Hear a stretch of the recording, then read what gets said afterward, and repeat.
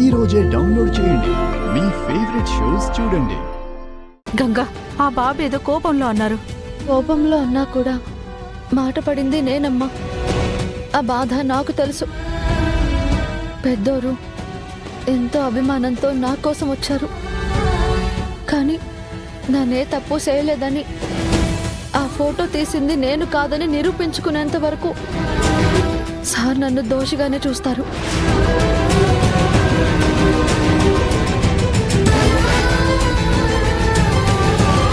ఆయన నాకు ఎంత నచ్చజెప్తారు పెద్దోరు.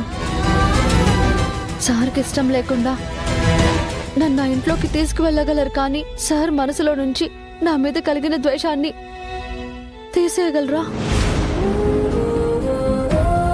లేదు కదా. అందుకే నేను ఆ ఇంటికి రాను.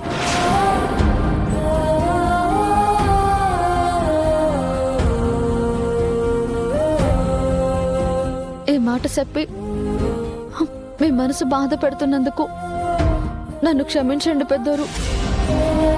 కానీ నన్నేం చేయమంటారు చెప్పండి? సార్కి నేను దోషిని అని సాక్ష్యాలు కనిపిస్తున్నాయి. వాటితో నన్ను, నా నిజాయితీని ప్రశ్నిస్తున్నారే, కానీ నేను ఎలాంటి దాన్నో అలాంటి తప్పు నానెందుకు చేస్తాను అని ఆయన మనస్సాక్షిని ప్రశ్నించుకోవడం లేదు. అలాంటప్పుడు నానేం చెప్పినా సారు వినరు, నమ్మరు.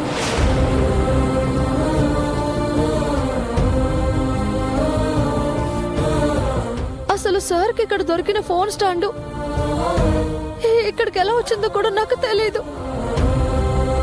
ఇందులో సార్ పొరపాటు కూడా లేదు. సార్ స్థానంలో ఎవరున్నా కనిపించిందే నమ్ముతారుగా.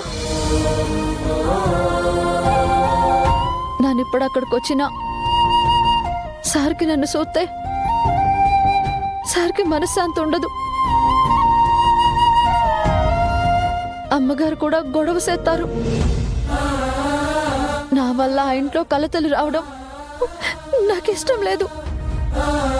నా వల్ల మీరెవ్వరూ బాధపడకూడదు.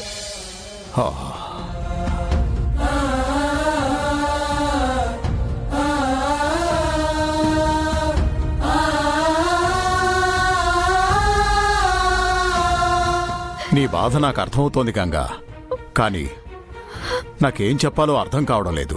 అసలు ఇదంతా రుద్ర ఆవేశం వల్లే జరిగింది. పెద్దరు, మీరు సార్నేమనకండి.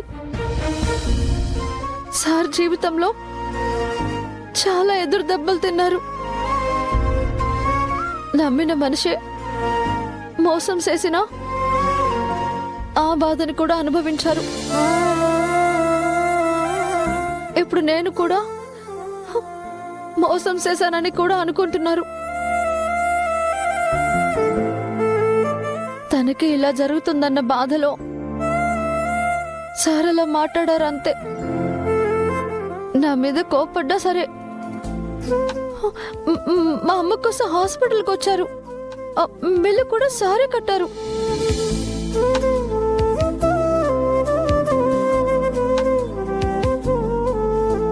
సార్ మనసు చాలా మంచిది.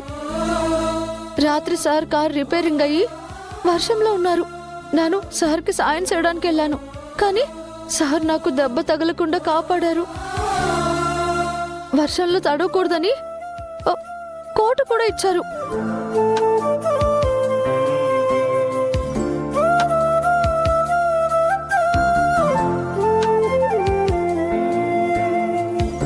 పెద్దోరు, సార్ మంచితనం, మొండితనం రెండు పోటీ పడుతున్నాయి.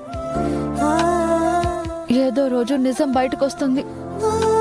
అప్పుడు సారు నా తప్పు లేదని తెలుసుకుంటారు. సార్కిచ్చేయండి. సరే గంగా, నిన్ను బలవంతం చేయడం నాకు ఇష్టం లేదు. రుద్ర తనకి తనే వచ్చి నిన్ను ఇంటికి తీసుకొచ్చినప్పుడే నువ్వు ఆ ఇంటికి వద్దు గాని. ఈరోజు కాకపోతే రేపైనా రుద్ర నీకోసం వస్తాడు. నాకా నమ్మకం ఉంది. వెళ్ళొస్తామమ్మా.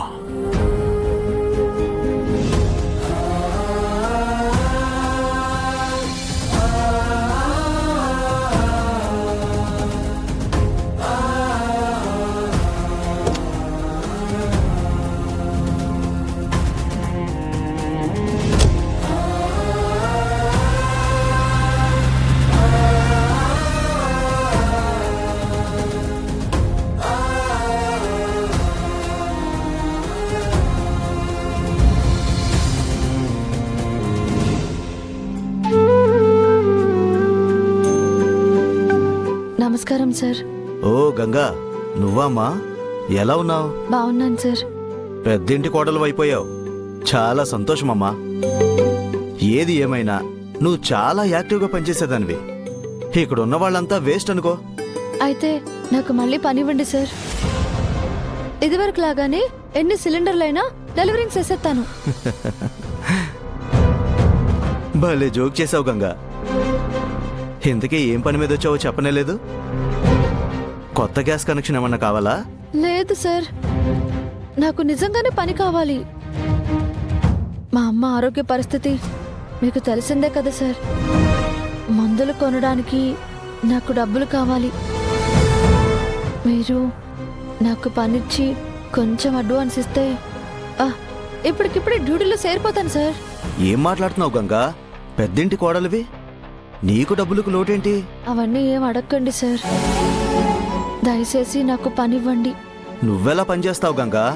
అయ్యో సార్, నా ఇదివరకట్లాగానే 2 సిలిండర్లు సులువుగా తీసుకెళ్లిపోగలను.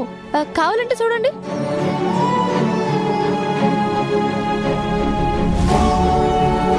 అయ్యో గంగా, గంగా చూసారా? చెప్పండి, వీటిని ఏ బండ్లో లోడింగ్ చేయమంటారు? ముందవి దించమ్మా. చెప్పిన మాట వినమ్మా. దించు దించు.